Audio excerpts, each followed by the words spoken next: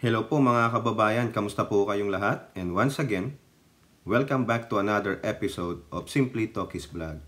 Ang pag-uusapan natin mga kababayan ay ito pa rin umiinit at lalong umiinit na usapin dito sa West Philippine Sea. Ito po kasi mga mambabatas na, mga congressman, nagsalita na rin po sila tungkol dito sa sinasabi nilang gentleman's agreement. At the same time, mga kababayan, meron palang ganito, no? Ngayon lang natin to nakita. Actually, nung ikalawang araw pa ito, nag-aantay lang ako ng related article. So, sabi ko ito siguro pwede nating itugpi dito, no? So, ayan po ay tungkol kay Mr. Wonderful Tonight Senator Robin Padilla at yung mga kakampi niya ng mga digonggong. Pero bago po tayo magpatuloy, tayo po ay magbibigay pugay sa lahat ng ating channel members, followers, mga subscribers, nagla-like at nagsishare ng ating videos, sa mga nagbi-video replay, sa mga nagsishare ng kanilang blessings through super thanks, super stickers, super chat, at ganun din po sa mga katuwang natin sa ating mga video premiere, yung mga active po sa mga chat box. Dumadami po kayo, no?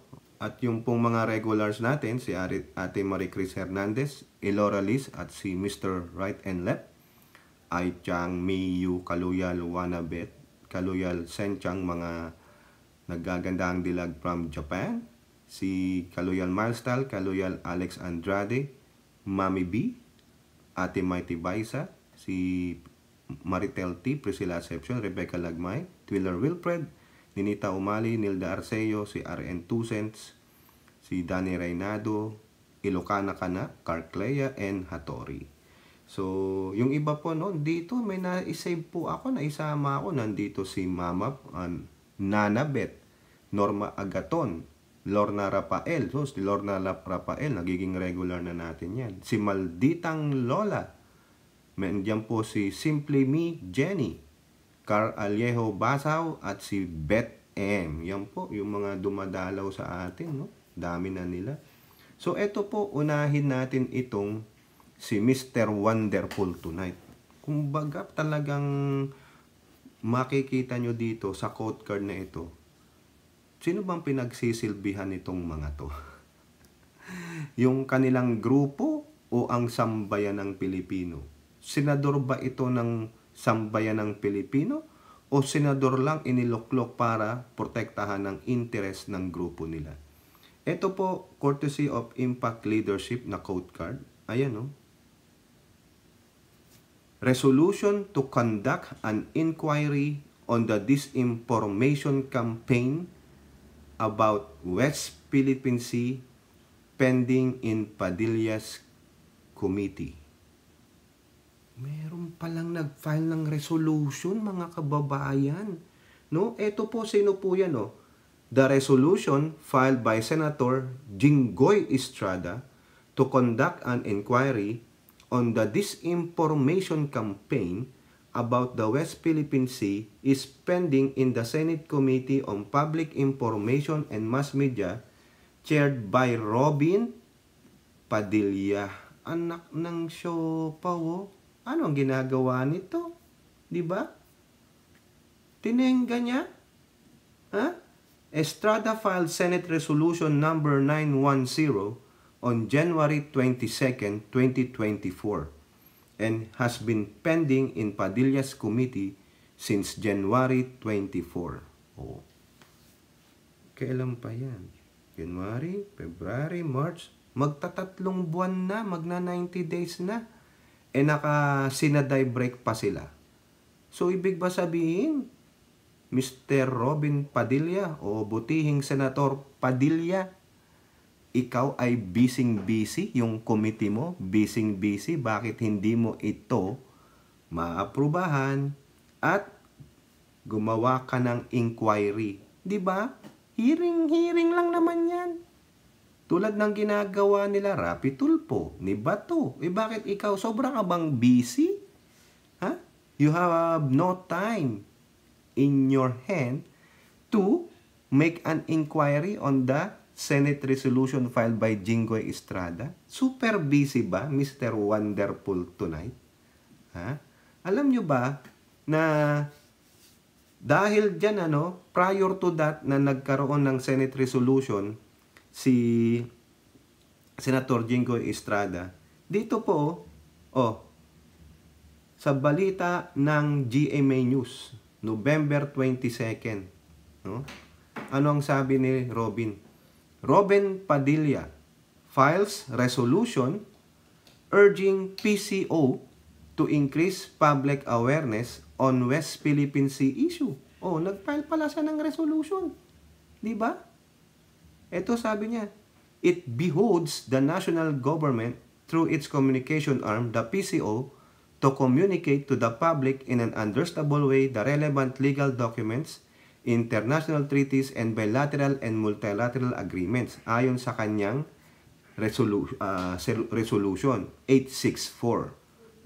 Among the legal documents that Padilla wants the public to be informed about are the UN Convention on the Law of the Sea, the 2016 Arbitral Ruling, the US-Philippine Mutual Defense Treaty, and the Reciprocal Access Agreement. Diba? Ngayon, ang galing niyang gumawa ng ganyan. Inuutusan niya, he is urging the PCO. Bahala ng PCO. Ngayon, imbestigahan mo. Tignan mo ang ginagawa ng PCO ngayon kung talagang ginagawa nila itong resolution mo. If they are properly informing the public. Bakit ikaw hindi mo magawa-gawa ito?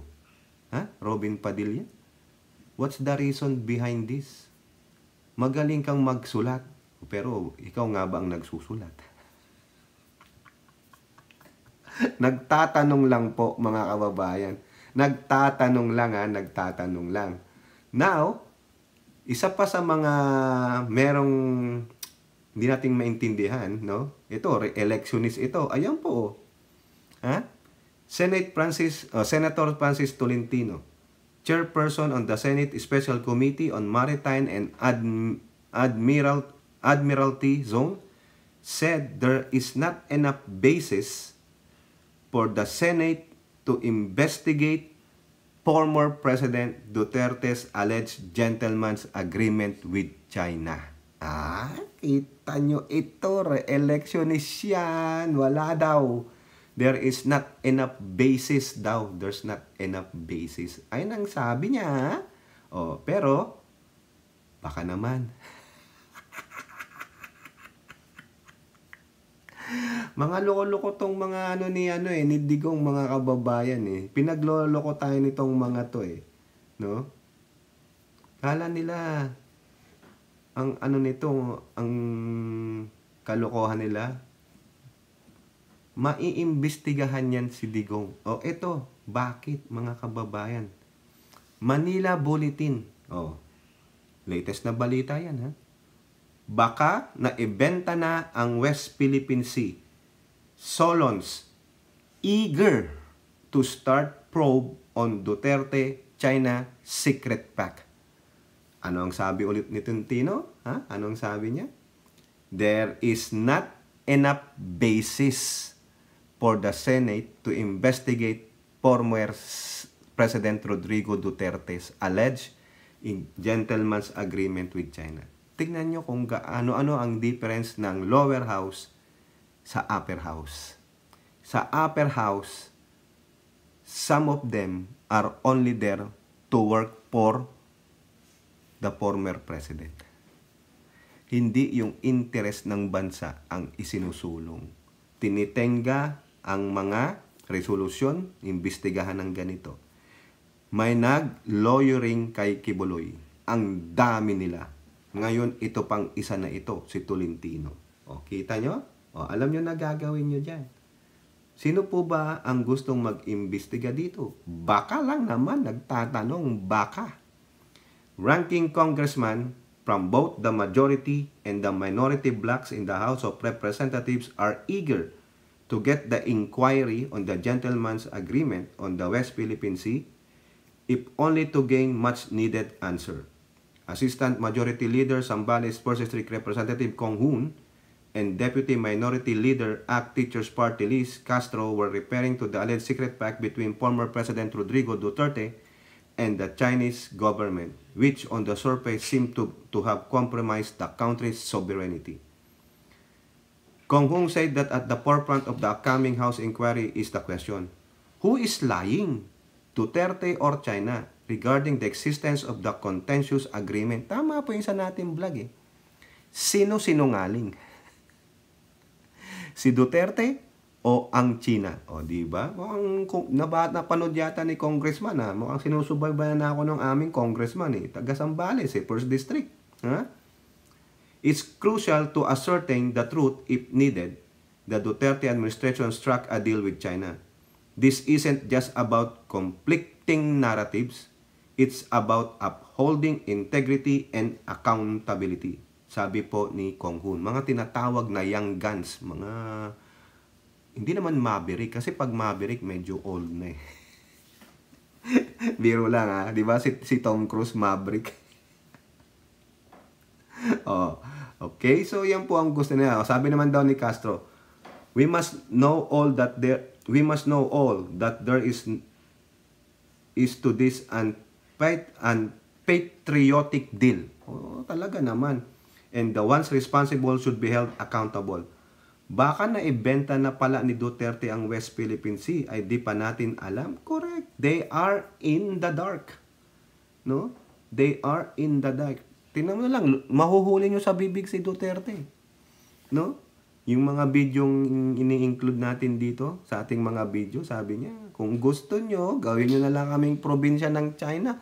Ang dami kasing pera. Kung babae lang ang China, niligawan ko na. O, tingnan nyo. Benta boy. Matakaw sa kwarta. Manyak. O, di ba? O, eto pa. Ha? Eto pa. May sinabi dito eh. Si Gonzales. O, Gonzales tells Pinoy. Shans false narrative on West Philippine Sea issue. O yan. No? Kasi nga, ayaw pa imbestigahan ni Robin eh. Tinitenga mga kababayan hanggat matitenga nila eh. Di ba? O. Mga loko-loko tong mga to eh. Akala nyo eh, ano sila eh, yung bang, no, boss namin ng Mahano dito, paprotektahan namin ng Duterte. Eh, ibig sabihin, hindi kayo nagtatrabaho para sa bayan. Diba? Dapat ang trabaho nyo eh, para sa bayan eh. Diba? Eh, hindi. Mga loko-loko itong mga ito. Bakit ba nailok-lok itong mga to? O, ito po. Sabi dito ha, basahin natin. The chairman on the House Special Committee on the West Philippine Sea made an important request to his fellow Filipinos in a statement last Sunday lang on the issue of former President Rodrigo Duterte alleged secret pact with the Chinese government. House Deputy Majority Leader Mandaluyong Lone District Representative Neptali Boyet Gonzales II told the Filipinos not to fall prey to this false narrative that the Philippine government was at fault. Na? Wag daw kayong maniwala na ang Philippine government ang siyang may kasalanan pa dyan sa heightened tension sa West Philippine Sea. Since when do we blame a bullied person for being bullied? Also, if they claim that revealing this alleged secret agreement to the public is for the sake of transparency, then why do they cry foul when we expose their activities in our exclusive economic zone? Correct, tama. Yan ang mga naninindigan. Ha? Oh, ako, pasensya naman po, no, Ninong PBBM. No? Alam ko, pinoprotektahan mo lang si Sara, pero it is just a reminder to her. Na since I got your back, do you get my 6? Di ba? Ayun ang tanong, ang magandang tanong kay Tamilmil. Since ang presidente, sabi niya dun sa statement niya, parang ganito, ikaw pinoprotektahan ko. Ikaw kaya? Ganun din. I protect your six, you protect mine. Ganon? Oh, di ba? Ito nagsasalita sa West Philippine Sea. Committee niya. Pero maski na hindi niya committee, nagsasalita yan. Si Kong Hoon. Oh, si Castro. Ha? Yung mga young guns. Pero ikaw tamilmil, di ba? Sabi niya, tatrabaho na lang ako. Ano yan? Trabaho mo. Yung kipaylabo mo dyan. Gago. Di ba, Mami B? Sabi pa ni Gonzales, no, we should already put an end to this. Instead, we should just diligently continue our duty to protect the interests of our country. Correct. Di ba? Nakakahiya po kayo. No? Ito pa. Sige. Like the President Marcos, I am truly horrified by the idea that our country's territory, sovereignty, and sovereign rights may have been compromised by a deal guised as an agreement to maintain the peace and status quo in the West Philippine Sea. At any rate, Gonzales believed that Marcos will be true to his oath to the Filipino people of faithfully preserving and defending the nation and the Constitution. Yun nga sabi niya, di ba, mga kababayan, na kailangan maging transparent. Dito sa interview niya, kailangan malaman ng taong bayan. Di ba? Hindi yung itatago ninyo. Nasaan sabi niyo transparency ang ang Duterte administration? Wala. Di ba? Mga gunggong pala itong mga ito eh. Kayo lang ang kala nyo ang gagaling nitong mga na ito, mga Duterte minions, wala naman pala kayo eh. No, mga hinayupak pala kayo eh. Di ba? Isipin ninyo mga kababayan. Okay, ito pa. Dagdag natin. And as the President said over and over again, he will do all in his power so that our proud nation will not lose an inch of its territory. This is evident through the President's issuance of EO number 57, creating the National Maritime Council to strengthen the Philippine maritime security and increase maritime domain awareness among Filipinos and amid China's aggressive tactics and threats in the West Philippine Sea. I believe that in the end, upholding our territorial integrity and sovereignty in accordance with our Constitution and with international law, what matters the most. Defending the dignity of the Filipino nation is more important than pondering about an agreement that may or may not have happened. Correct. Kasi tayo, ulit-ulitin ko mga kababayan binagbigay na naman ng naratiba ang mga Chekwa. Ano ang sabi ni DND Secretary Gibo Teodoro? Ano lang yan? Ploy lang nila yan. Ploy. Para mawala yung ating atensyon dyan sa illegal activities nila sa West Philippine Sea. Para tayo po ay mag-away-away, magdiskusyon, maging divided. Yan ang ginagawa nila. Divided na nga tayo. Ang gagawin pa nila, divided totally, they will all crumble and fall. Huwag tayong pahisilo dyan. Kaya yan po advice ni Neptali Gonzales II. No? Kung meron man o wala, huwag tayong mawala sa focus. Doon tayo, doon sa ating soberanya and territorial rights sa West Philippine Sea. At least inamin ng China, si Duterte nga. Diba? Si Duterte. Pinakita natin yan sa isang vlog. Si Duterte ang may gentleman's agreement. Ang sinabi niya rin, as is where it is. Diba? Pero at what cost? Ano ang nakuha niya? Sino ang mas nag-benefit dun sa sinasabi niyang as is where it is or status quo? Diba? Gago ka pala eh. Ito pa, sabi ulit ni Neptali Gonzales lang yan. Manila Bulletin again. Duterte, China agreement on West Philippine Sea constitutionally void. Okay? Yan sabi niya. Ito the so-called agreement, if any, is constitutionally void since it is tantamount to the surrender of our country's sovereign rights over our own exclusive economic zone. Okay? So, ayan, void daw. Diba?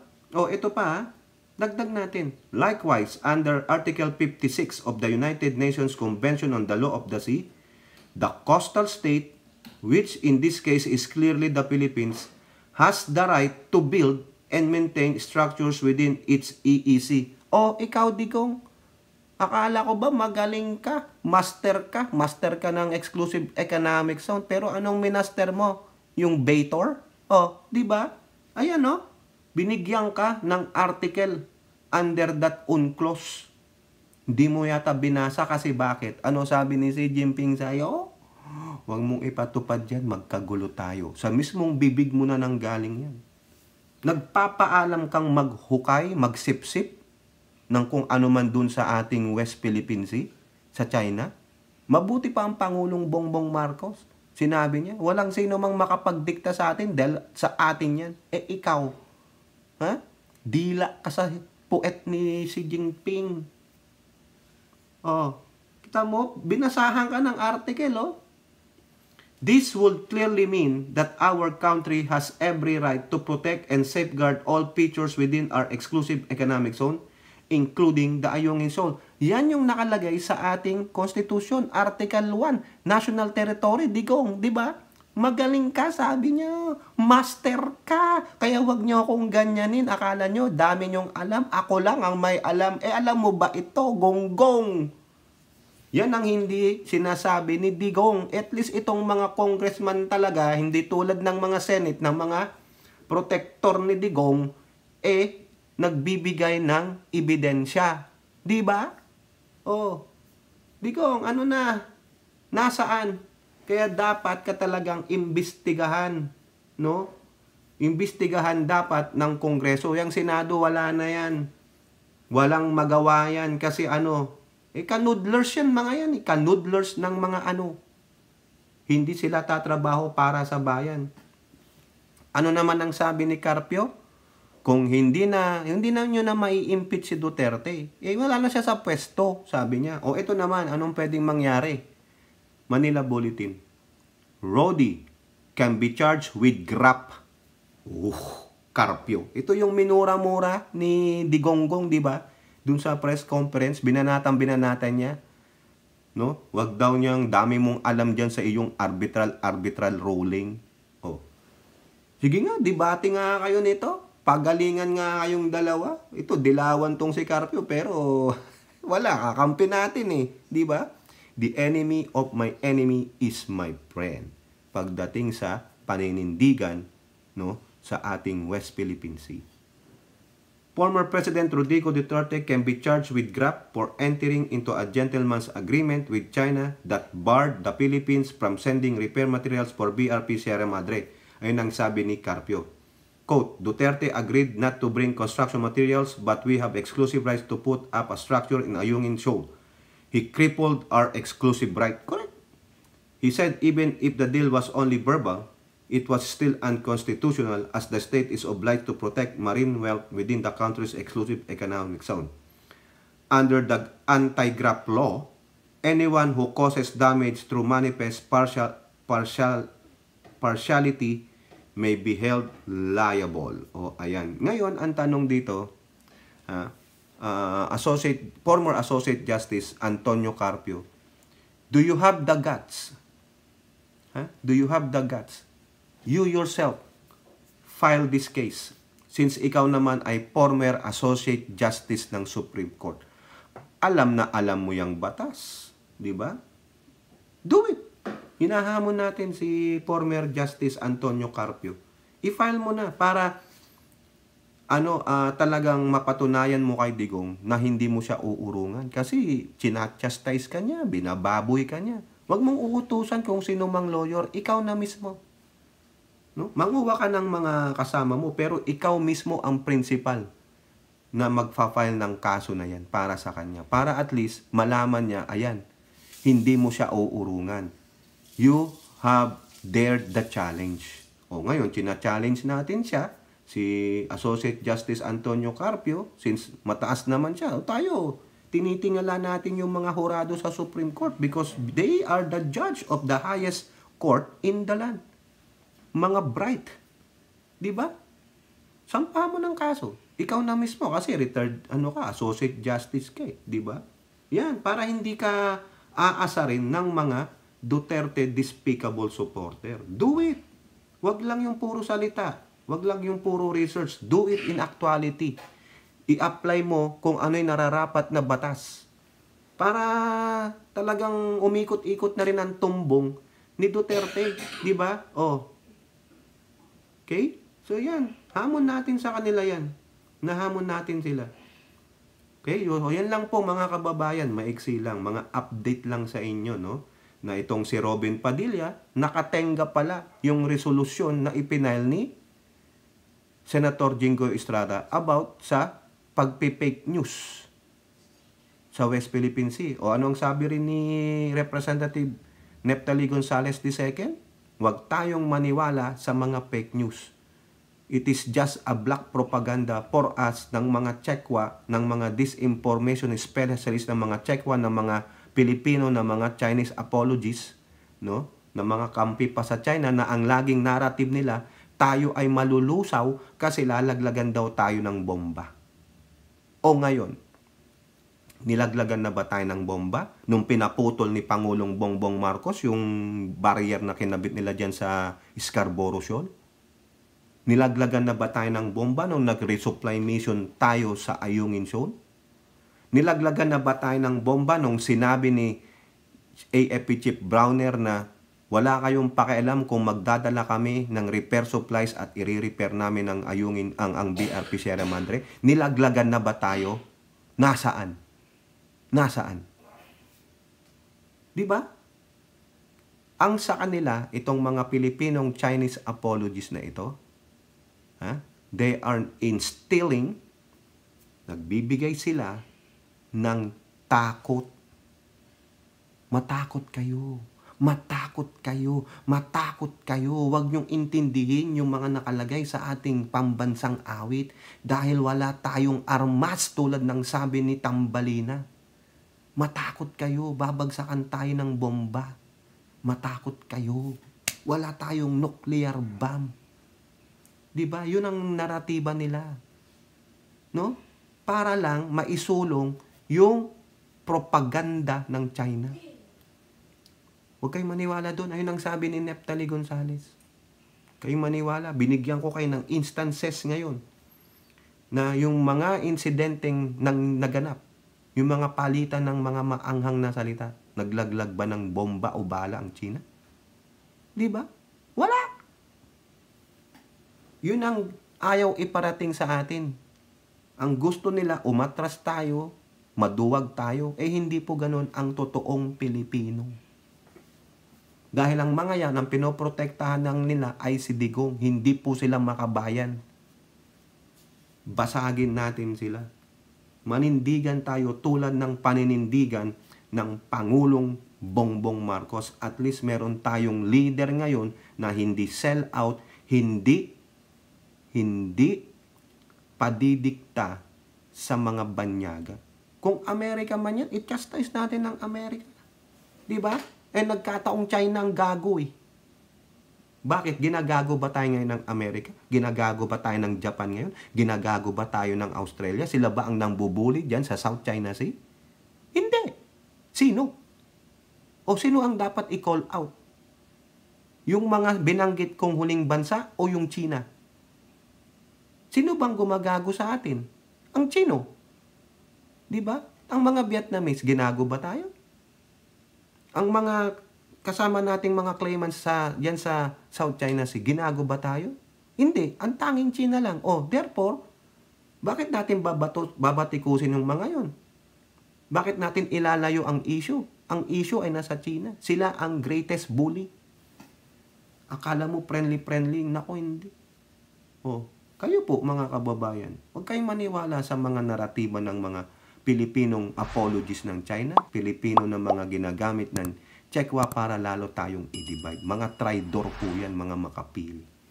O kayo, comment down below and don't forget to like and share. Hope to see you on our next videos. Bye-bye. God bless.